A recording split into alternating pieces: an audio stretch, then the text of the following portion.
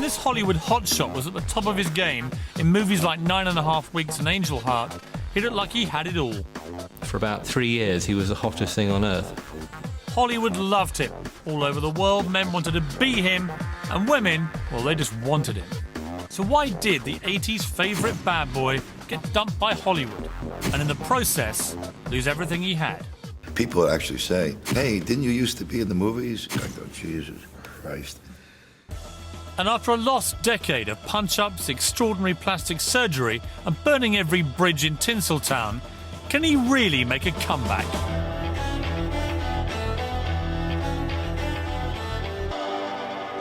Mickey, how are you? I guess you're the man, huh?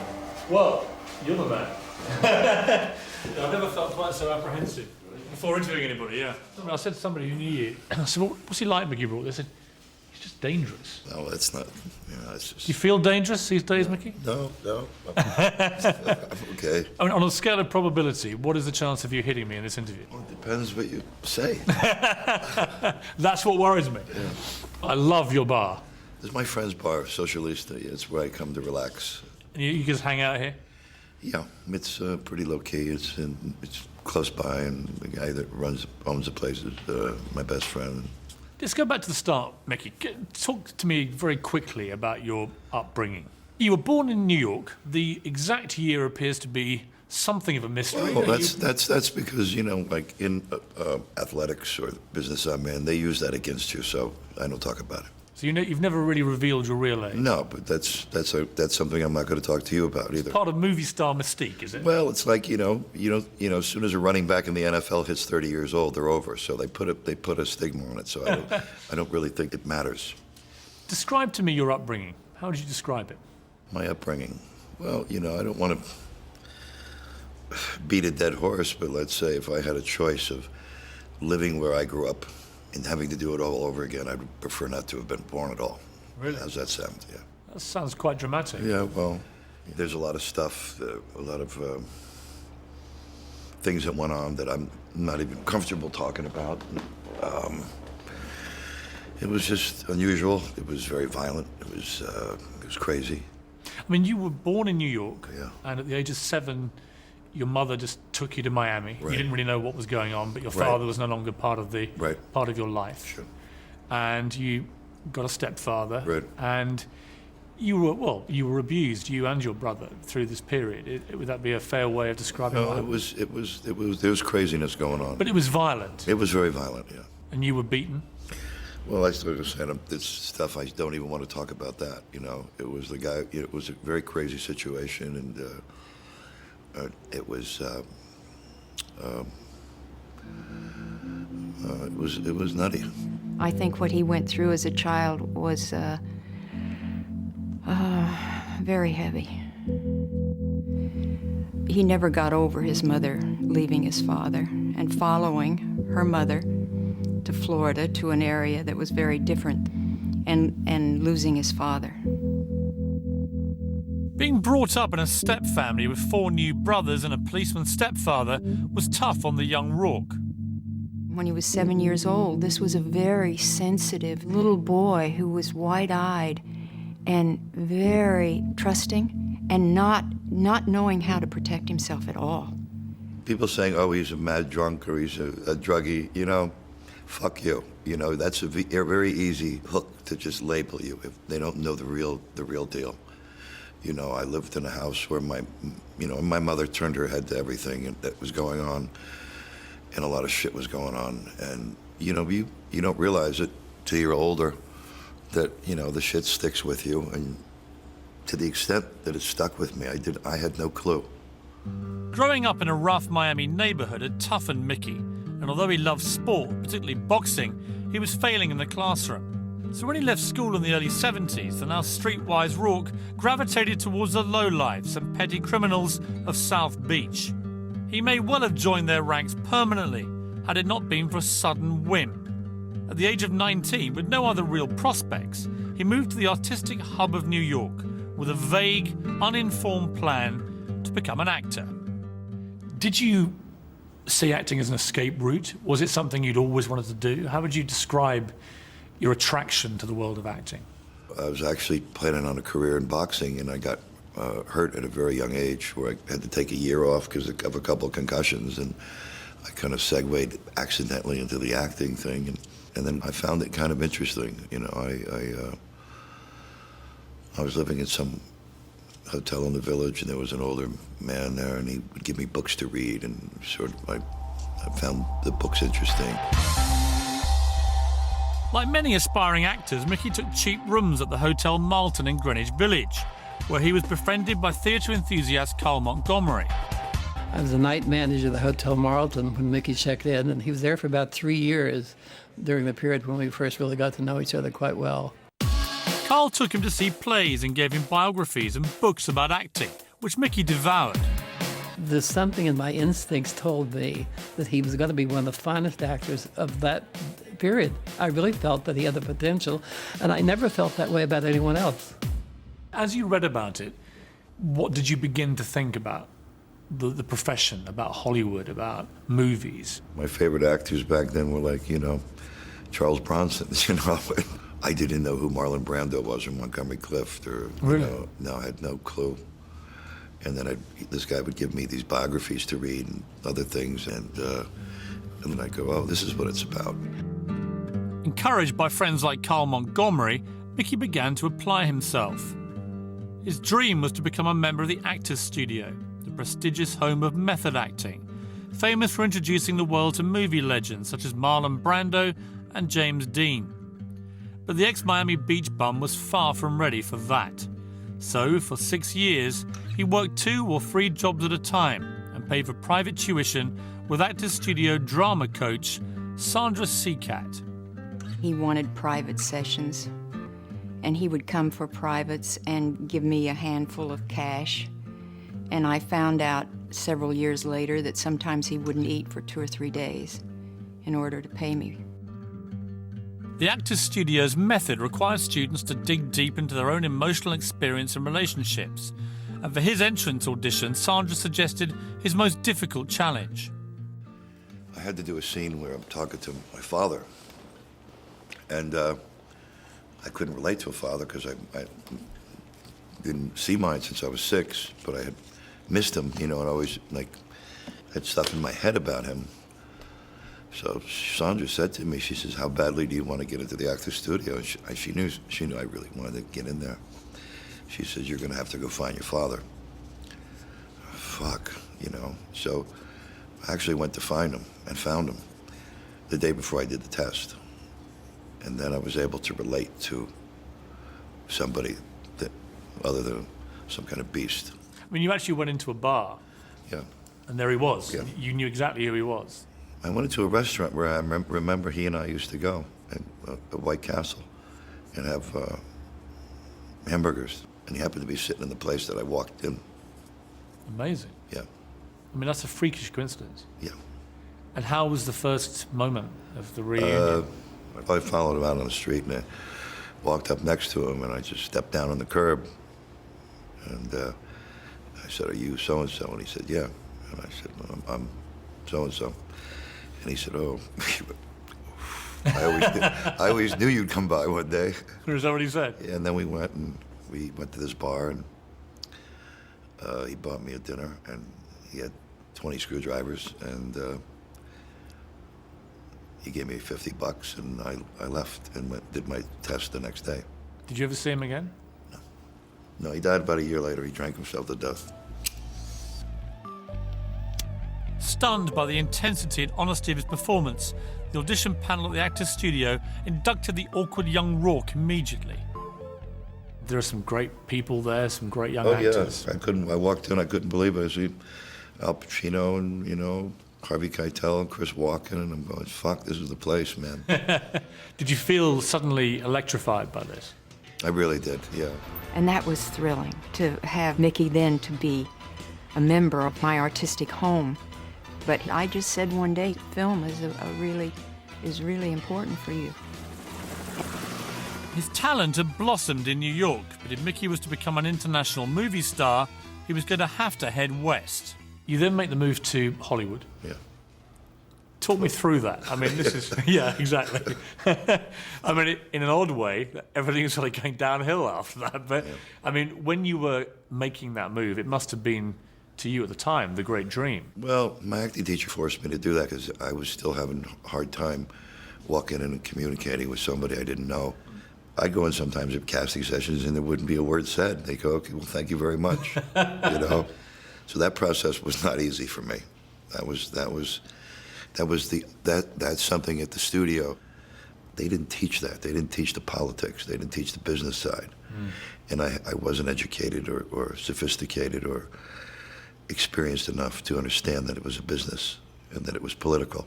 But that is quite significant for you because there's no doubt as your career went on, the big barrier for you was that you were not particularly savvy about the way Hollywood really worked. No, I had no clue. And if I could do it all over again, I would have paid more attention to that.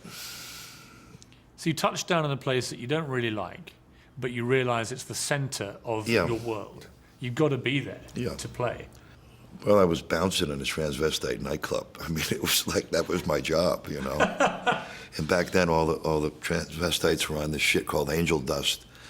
So you'd hit them over the head with a baseball bat, and they keep on coming, you know. So things are going well. You're a bouncer in a transvestite nightclub. Yeah, and then I got a job. I finally got the Body Heat movie. Yeah, which was a big film. Yeah, and when they actually said you've got the job, I mean, you must have been.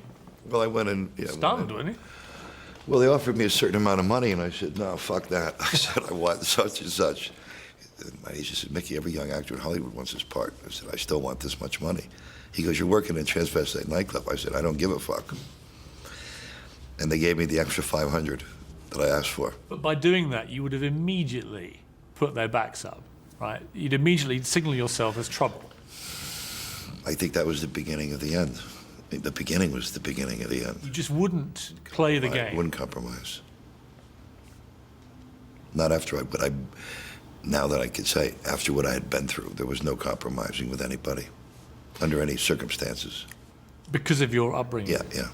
And your agent thought you were just being ridiculous? Couldn't understand that in a million years. But you got the money? Got the money. And what was it like making that first big film? I went, man, if this is what they call acting, I'll be here for a long time. I thought it was... You loved it? Yeah, but it was easy. It was comfortable to do? It was easy. Yeah, it was a walk in the park. Anytime you try a decent crime, you got 50 ways you can fuck up. If you think it's 25 of them, then you're a genius. And you ain't no genius. There's a small part he plays in Body Heat, which is just extraordinary. It's a tiny, tiny part, and it's just utterly mesmerizing. You remember who told me that? Hey, no smoking in here. He was doing stuff that no actor at the time was doing. I wouldn't even be on the street if it wasn't for you. And to me, it was just fresher and dangerous. After his small but attention-grabbing role in Body Heat in 1981, the offers came thick and fast. In the first half of the 80s, Mickey clocked up a string of great movie performances. In Diner, alongside other newcomers like Kevin Bacon and Steve Guttenberg. Coppola's Rumblefish with Matt Dillon, and The Pope of Greenwich Village with Eric Roberts and Daryl Hannah. The press were calling this fresh group of young actors the Brat Pack, and their leader was the dark, brooding Mickey Rourke, who was being hailed as the next Brando. He's an artist that's constantly giving the audience an aesthetic arrest. That's rare. The initial Mickey that I saw in Diner was a really cool young movie star, and was the coolest looking guy I've ever seen. Creative people like Adrian Lyne on 9.5 Weeks, and Barry Levinson and Alan Parker got it, and got it quick, and had to have him. He had a sort of roughness around the edges, which just made his sort of appearances on screen so powerful and kind of very sexy. So after Body Heat, things are going well for you. The offers start coming in, the movies are there, and you become, for want of a better phrase, the next hot thing in Hollywood. What is that experience like? All hell broke loose. Did you feel like the shackles were off? Yeah. I'm a young movie star, it's happening, and I'm going to love every second. Yeah, I did. I had a crazy time. And it was literally just, I mean, I hope the answer is relentless sex, drugs, and rock and roll, was it, Mickey? Absolutely, yeah. The ex-Miami Beach bum had come a long way. He'd married his first love, fellow actor Deborah Fewer, in 1981. But by the mid-80s was living the indulgent life of a movie star bachelor. He was being paid huge amounts of money, but spending it just as fast, buying a beautiful home in Beverly Hills and spreading it around his growing entourage. When you're hot in Hollywood, you can do whatever you want. And Mickey did. You have obviously this tag, Hellraiser. How much of a party boy were you? What was the reality of a night out with Mickey Rourke in those days? It was out of control. It was different places to go every night, beautiful women. A lot of drugs? No, I was wasn't really, never really got into the drugs that much. Later on, dabbled in some shit, but it was never about the drugs. You know, it was just going out and chasing the pussy. And were you good at it? Depends on what movie you had out. Which was the best pulling movie you ever made? Must be 9.5 Weeks, right? Probably. I mean, how many women did you have on the back of 9.5 Weeks? Enough. The super stylish erotic tale of obsession was Rourke's first romantic lead, and co-star Kim Basinger.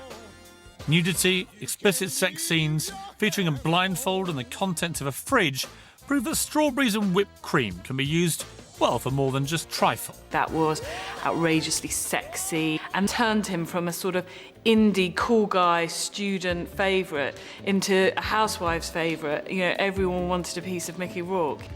The film was the cultural phenomenon of 1986. The soundtrack dominated the airwaves, and whether they'd seen it or not, everybody was talking about its sizzling stars. Well, I remember going to the first British press screening for 9.5 Weeks, and I remember afterwards the reaction of all the journalists, and everyone was convinced that he was going to be a star, but every woman just was jaw on the floor because they couldn't get over how sexy he was. He was a real sort of Paul Newman, James Dean, Richard Gere type sex symbol. I mean, I remember that film vividly. I mean, it played a massively helpful part in my squiring, as we called it in England at the time. Yeah. I mean, every woman wanted to be associated with Mickey Rourke. Yeah. Every bloke wanted to be like you. It was the dream role for you, really. I didn't know that at the time. Are you proud of that movie? I don't know. I don't think about that movie. Why? Probably because there's not a day goes by that somebody doesn't come up and mention it. It's the one defining film. Yeah, guys will bring it up in the street, usually when they're drunk. Oh man, when oh God, I gotta hear this again, you know. What's the most repetitive question you get on 9.5 Weeks? What do you think? I've got a fair idea. Yeah, okay. Go on. And I say no.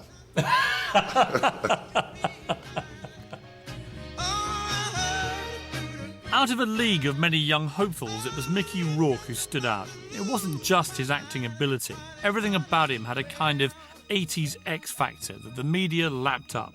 If you think of the sort of reinvention of Levi's, Budweiser, 1950s Americana iconography, that was big, really big.